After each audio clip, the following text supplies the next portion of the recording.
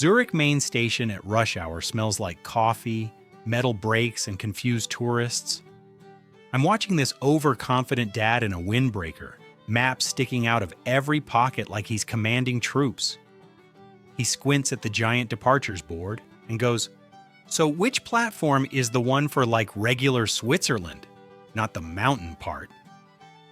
The Swiss guy next to him blinks so hard his soul almost reboots, then gently explains every train is, in fact, still in Switzerland.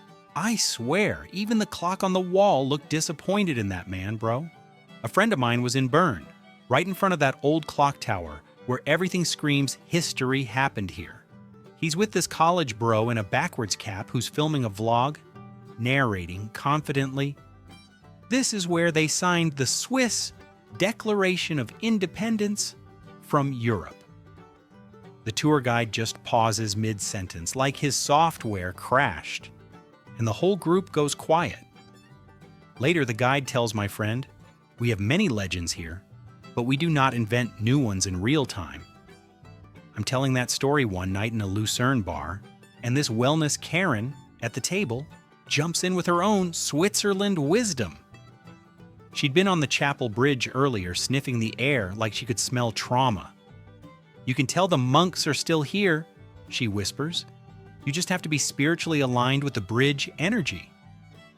Her husband tries to correct her, starts explaining fires and restoration, and she cuts him off with, "Don't ruin my healing arc, Daniel." Somewhere, 100 years of actual history filed a noise complaint. Interlaken hostel kitchen, midnight, everyone making sad backpacker pasta. This Instagram travel girl barges in with a ring light announcing, "Guys, please stop cooking. I need a raw soundscape of Swiss silence."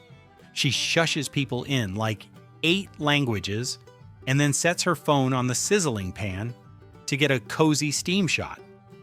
The Italian guy whose dinner she just sacrificed just stares at the phone, then at her, then turns off the stove without a word. That's the night we all learned silence in Switzerland can be weaponized. On a trail in Lauterbrunnen, waterfalls roaring, cows clinking their bells like ambient lo-fi, this TikTok travel expert is live streaming. She squints at a sign that says Rutsch Gefahr and confidently tells her chat, "That's Swiss for no hiking allowed. It's a government thing." A local hiker stops, points at the muddy slope, and calmly says, "It means you might slide." She laughs it off, then promptly does a full cartoon slip down the hill while still yelling, "Smash that like button."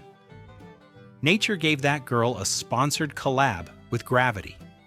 Down in Gruyere, deep inside this stone cheese cellar that smells like commitment and lactose, I watch a honeymoon couple treat it like Costco. The guy leans over a wheel the size of a car tire and pokes it with one finger. "So which one is gluten-free?" he asks, dead serious, like he's cracked a case. The cheesemaker stares at him for a solid 5 seconds, then replies, in perfect English, "The cheese." That man aged 10 years faster than the wheels around him, I swear. Another buddy was up at Jungfraujoch, that top of Europe spot where the air is thin, and so is common sense. He's sharing a viewing platform with a Florida man in a neon tank top who spreads his arms and proclaims, "So is this the Swiss Alps or the Austrian Alps? Or are they like the same franchise?"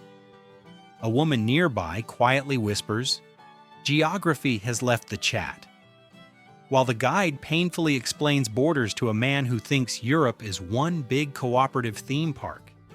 Even the glacier looked like it wanted to slide away from him. Later that week, someone tells me about this retired rich couple visiting the Abbey in St. Gallen. Sun's coming through stained glass. It's all hushed and peaceful. People actually, reading. The husband leans to his wife and says way too loudly, "So this is where they filmed the Da Vinci Code, right?" A monk at the door doesn't say anything, just tilts his head and slowly closes his eyes, like he's buffering a prayer patch update.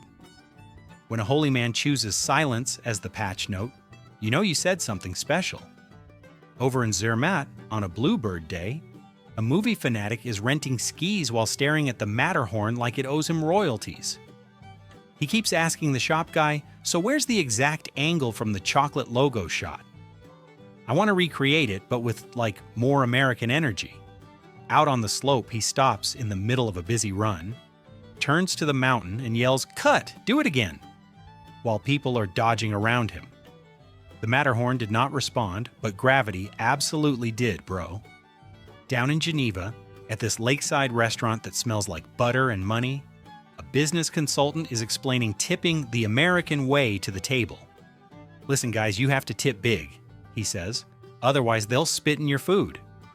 It's how the system works." The waiter arrives, hears the whole speech, and just smiles politely while placing their plates with surgical precision. When the bill comes, the consultant leaves a dramatic 25%. And the Swiss waiter just says, "Sir, service is already included, but thank you for fighting the system."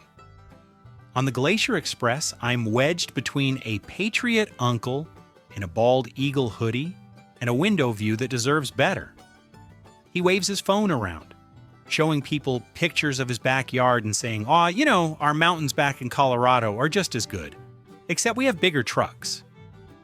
The whole carriage goes weirdly quiet, everyone staring through the clean glass at 1,000 years of geology ignoring him. Even the train seemed to sigh as it curved around another perfect valley.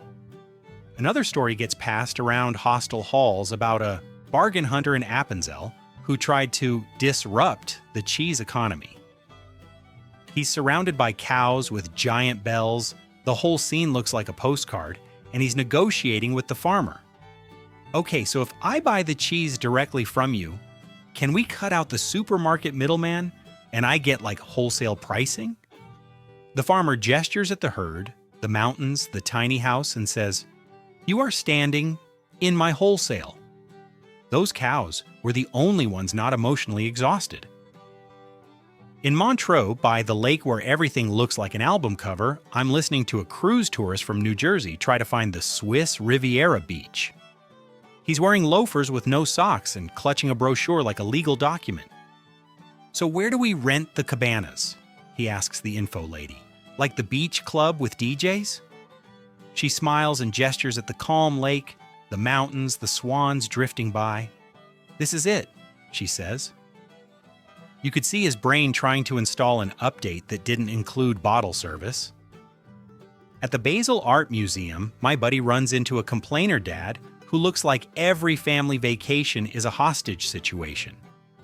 He stands in front of a famous painting, arms crossed, and mutters, "I just don't get why they didn't put more facts on the walls. Where are the bullet points? Where's the timeline?" The guide politely explains that the audio guide has all the context. He snorts and says, "If it's not on a single slide, I don't trust it." Somewhere, every painter in history developed a tension headache.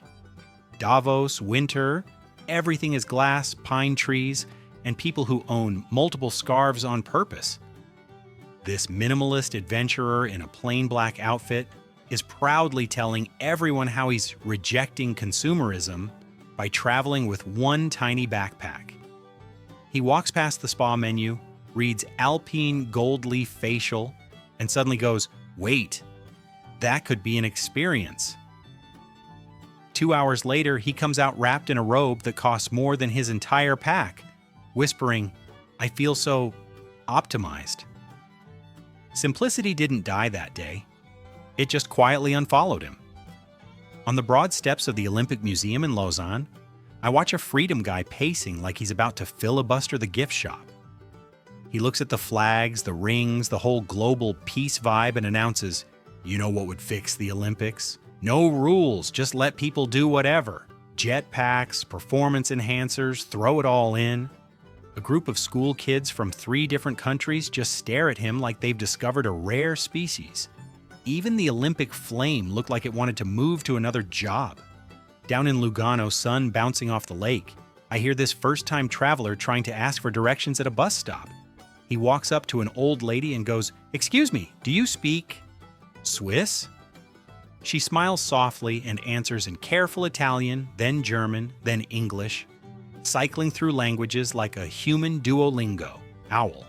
He blinks, nods slowly, and says, "Wow, that's crazy. I barely speak American."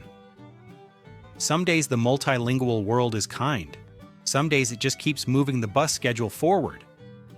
In a tiny Engelberg bakery that smells like butter and divine intervention, a wellness influencer is live streaming her Swiss clean eating journey. She points at a mountain of pastries and tells her followers, "These are all processed carbs. I'm just here for the vibes." The baker hears her, tilts his head, and quietly places a still warm croissant in front of her. She takes one bite, then another, then suddenly panics. "Guys, I'm having a spiritual relapse." That croissant didn't just break her diet, it broke her entire brand strategy.